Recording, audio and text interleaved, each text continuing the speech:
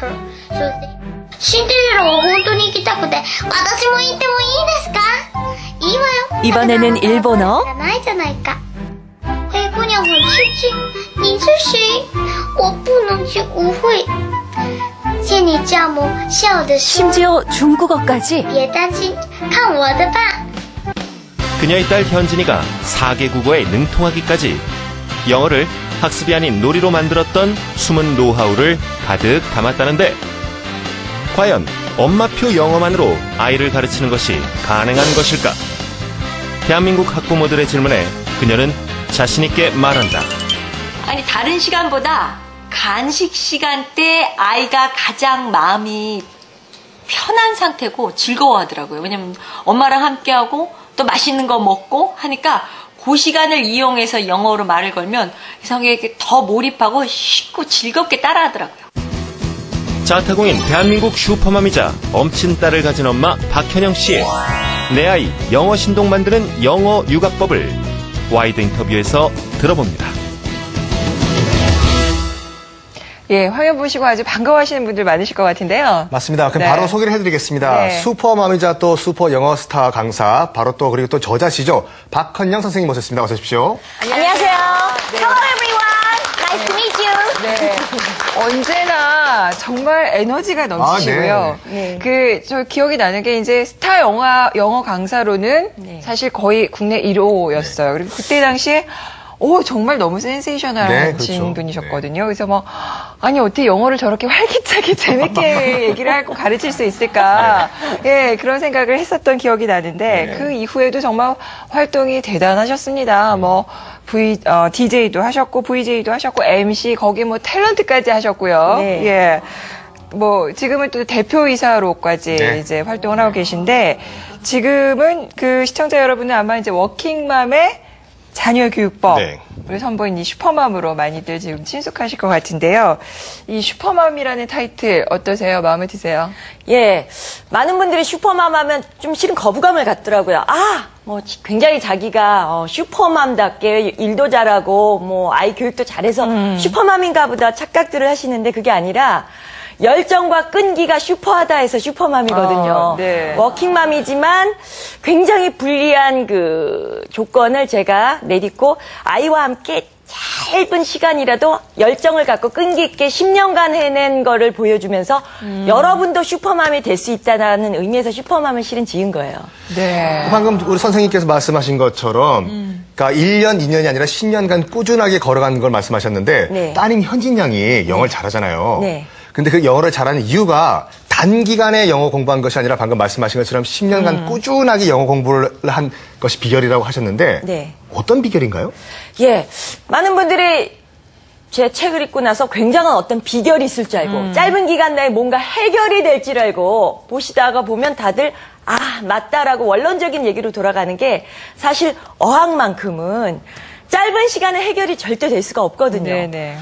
물론 어느 시기가 딱 지나면서부터는 눈덩이처럼 물론 자기 스스로 자가학습 능력이 생기면서 커지겠지만 그 전까지는 정말 엄마의 노력이 99.9%예요. 저 같은 경우는 5가지 조건이 있었습니다. 첫 번째는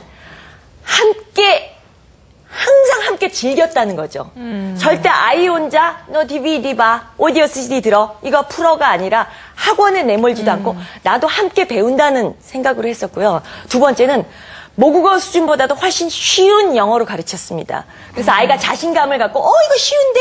절대 요즘 유행하는 영어처럼 남보다 더 많이 앞서가고 더 빨리 진도를 나가고 해리포터를 읽지 않으면 큰일 나는 게 아니라 훨씬 쉬운 걸 해서 우선 자신감을 가졌고요. 세 번째는 쓰기와 읽기 학습보다는 말하기와 듣기로 풍요롭게 즐겁게 놀이를 하는 조건이었고요.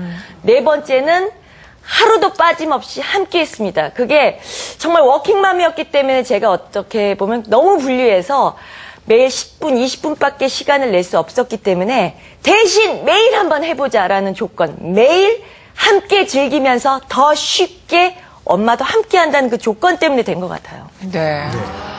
근데 그 매일 하는 게 그게 힘들죠. 네.